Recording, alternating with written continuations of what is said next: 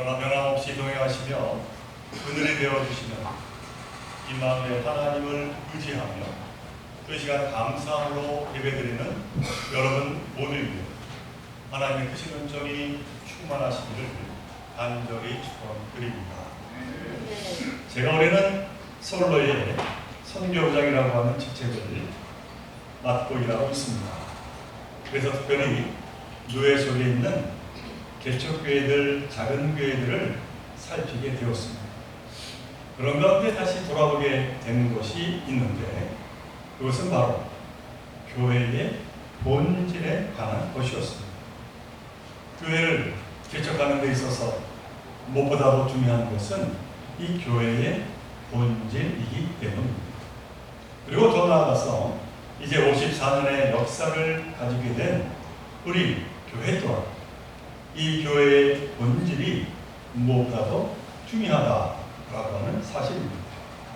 왜냐하면 교회가 이 교회의 본질이라는 그 정체성을 잃어버리면 세상 풍파 속에서 그만 변질되어지는 공동체가 될 위험이 너무나 크기 때문입니다.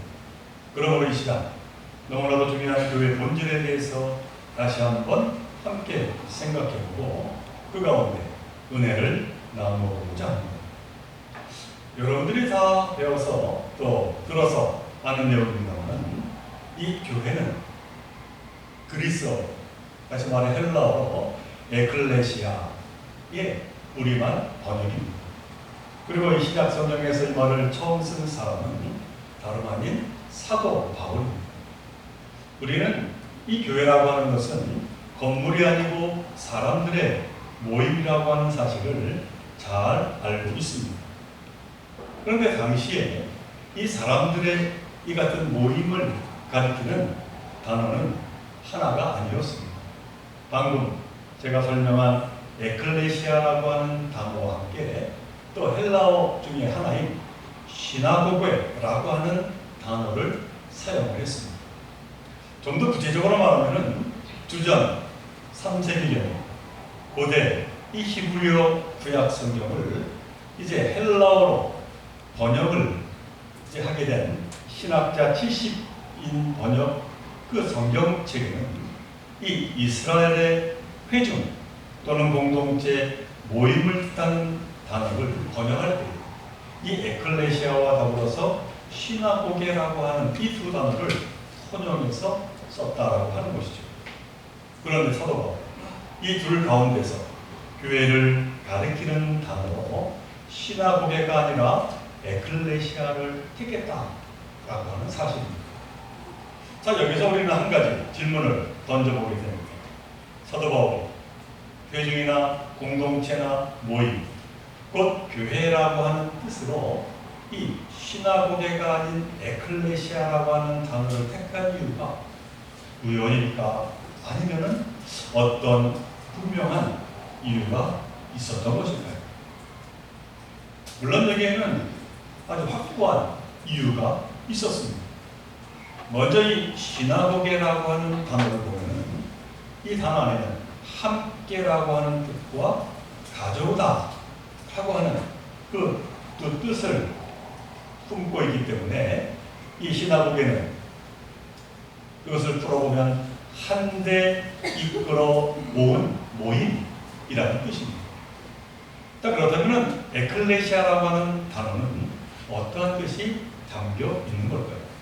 이 에클레시아란 그 단어 안에는 밖으로 라고 하는 그와 같은 뜻이 있고 동시에 부르다 라고 하는 뜻이 담겨진 단어입니다. 그러니까 밖으로 부르심을 받은 모임이라고 하는 뜻을 가지고 있는 것이죠. 결국 에클레시아나 이 시나고게나 다 사람들의 모임을 가리키는 단어인데 이 시나고게라고 하는 이 단어는 한대 모임이라는 이 에클레시아라고 하는 단어는 바깥 모임을 뜻한다라고 하는 것이죠. 같은 교회, 같은 모임은 모임인데 그 성격이 다른 모임이라는 것입니다. 자, 그렇다면 이 에클레시아가 뜻하는 바깥 모임의 그 바깥은 어디에 바깥을 말하는 것일까요? 바울 시대는 유대교와 이 그리스도교가 분리되지 않았던 때였습니다. 그래서 유대 회당에서 아주 사이좋게 이 그리스도인들도 모임을 가졌습니다. 그렇다면 여기에서 밖은 유대교 밖이란 뜻이 아닐 겁니다. 자, 그렇다면 그 밖이란 어디를 말하는 것일까요? 여기 밖이란 바로 세상 밖입니다. 그렇다면 이 세상 밖, 곧 내세를 뜻하는 것일까? 그런데 이 살아있는 자들의 모임이기 때문에 이 또한 세상 밖이라고 하는 것이 내세를 뜻하지는 않습니다. 자, 그렇다면 이 세상 밖이란 과연 어떠한 세상 밖을 말하는 것일까요? 이것은 바로 그 세상의 가치, 이 세상의 풍조의 밖이라고 하는 의미를 가지고 있는 것이죠. 그래서 사도 바울은 로마서 12장 2절에서 이렇게 분명하게 말합니다. 여러분은 이 시대의 풍조를 본받지 말고 마음을 새롭게 하고 변화를 받아서 하나님의 선하시고 기뻐하시고 완전하신 뜻이 무엇인지를 분별하도록 하십시오. 자, 그렇다면 바울이 말하는 그 당시의 시대 풍조는 과연 무엇이었을까요? 아마 이런 분들이 짐작했겠습니다만 바로 로마의 평화였습니다. 이는 달리 말하면 힘에 의한 평화였다라고 하는 것이죠. 힘을 가진 자들이 힘없는 자들을 무력으로 정복하고 지배하고 다스리는 그 가치가 소위 로마의 평화였습니다. 그것은 결국 힘을 가진 자들만의 평안이었고 힘없는 자들에게는 고난이요 고통이었습니다. 그런 세상에서 사람들은 정복하지 않으면 정복당한다 라고 하는 그 신조가 너무나도 당연했습니다. 그러니까 힘을 숭배하고 힘을 추구했습니다. 이것이 바로 그 당시 그 세상의 풍조였습니다. 이에 대해서 초대교회는 이런 세상 질서에 불응하고 이런 세상 풍조를 거부한 모임이었습니다. 힘에 의한 로마의 평화에 반대하고 사랑과 섬김에 의한 그리스도의 평화를 따른 사람들의 모임이었다라고 하는 것이죠. 그래서 저들은 세상 속에서 살았지만 세상에 속하지 않았습니다. 그 결과 세상 질서가 세상 풍조 밖에 있는 에클레시아, 곧 교회를 세우고 그 속에서 하나님 나라를 이루며 살아갔다라고 하는 것이죠. 앞으로 올 장차로 하나님 나라의 삶을 그 천국을 미리 누리며 살았다라고 하는 사실입니다. 그래서 사도 바울은 이 믿음의 공동체인 교회를 단순히 한대 모임을 뜻하는 시나고게라고 하지 않고 에클레시아, 곧 세상 밖으로 부르심을 받은 사람들의 모임이라고 명명을 했던 것이죠. 이런 뜻에서 교회 곧 에클레시아는 단순히 종교적 공동체가 아니었습니다. 삶의 전인적인 공동체였다라고 하는 사실입니다. 자, 그런데 사실 이 에클레시아라고 하는 단어의 뿌리는 고대 그리스가 발명한 민회에서 온 곳이었습니다. 그러니까 이 에클레시아는 교회이기 훨씬 전에 민회를 뜻하는 단어였다라고 하는 것이죠. 고대 그리스 도시국가인 아테네는 정치체제가 왕정이 아닌 민주정을 발명을 했습니다.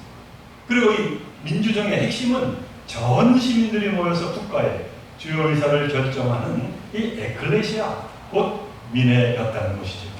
그리고 그 민회는 18살 이상의 성인 남성 시민이라면 신분이나 재산에 상관없이 누구나 참여할 수 있는 직접 민주주의의 장이었습니다.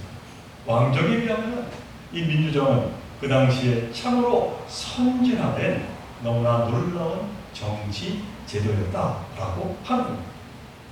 그런데 바울은 바로 이것을 한 단계 더 업그레이드 했다라고 하는 놀라운 사실입니다. 고대 아테네 시민사회 안에는 이방인과 노예 그리고 여자는 포함이 되지 않았습니다. 그래서 저들은 민회에 참석할 수가 없었습니다. 하지만 하나님 나라를 지향하는 모임에는 이들도 포함이 되었다는 것이죠. 이 사실을 갈라디아서 3장 28절 말씀에서 우리는 확인할 수가 있습니다. 너희는 모두 그리스도 예수 안에서 하나님의 사랑하시는 자들이며 유대인이나 헬라인이나 종이나 자유인이나 남자나 여자나 다 하나이니라. 놀라운 선언을 하고 있습니다. 하나님이 세우신 하나님 나라의 모임에는 유대인, 자유인, 남자만 포함되지 않고 이방인, 종, 여자까지 다 포함이 된다는 것이죠.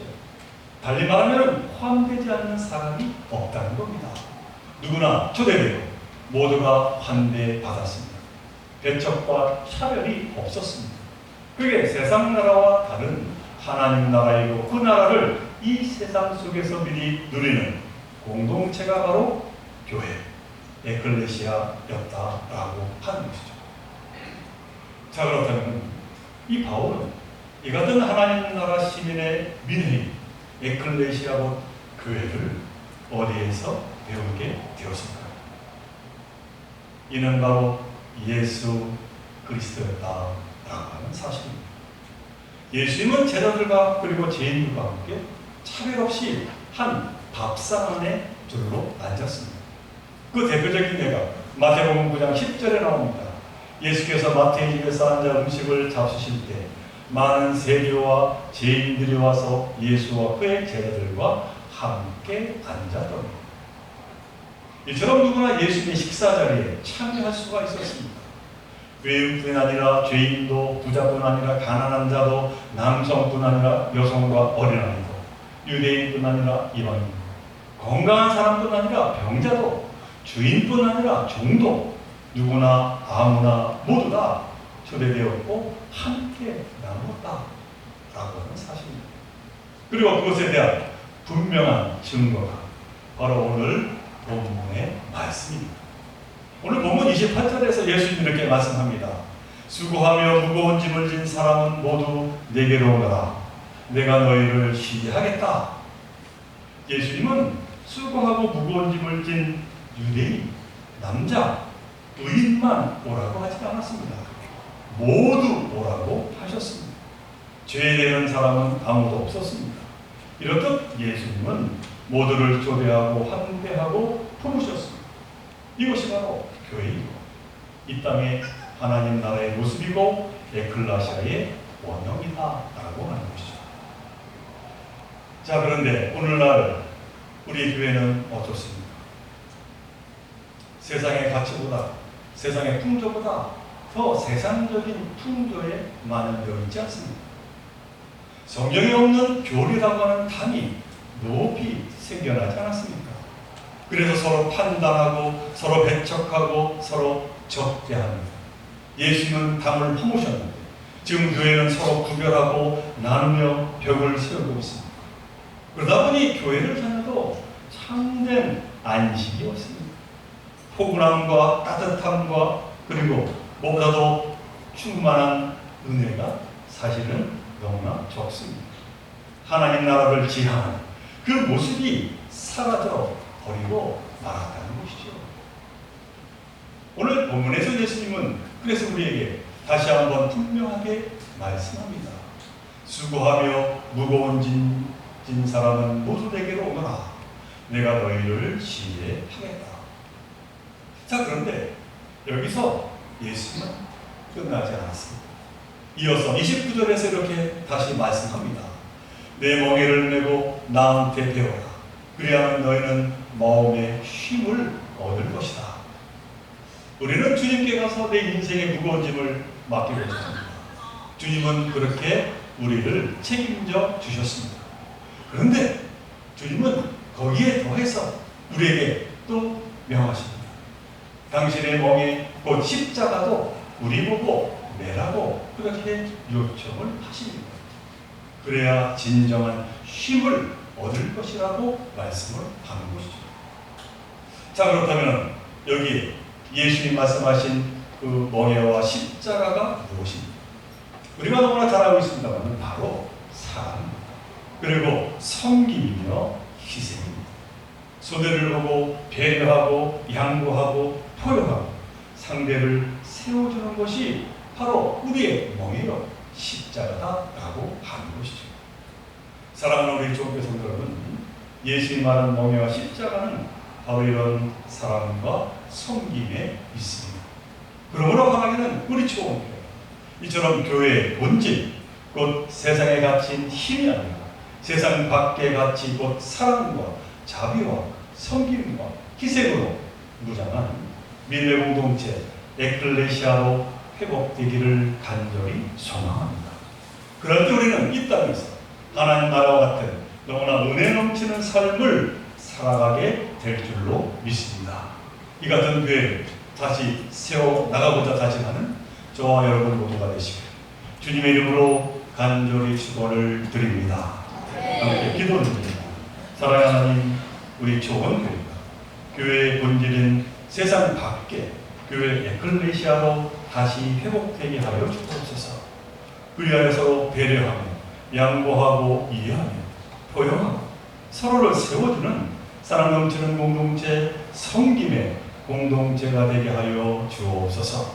그래야 우리 모두 참된 안식과 소망을 누리며 하나님 나라의 그 참된 모습을 다시 한번 경험하며 살아가는 저희 모두가 되게 하여 주옵소서.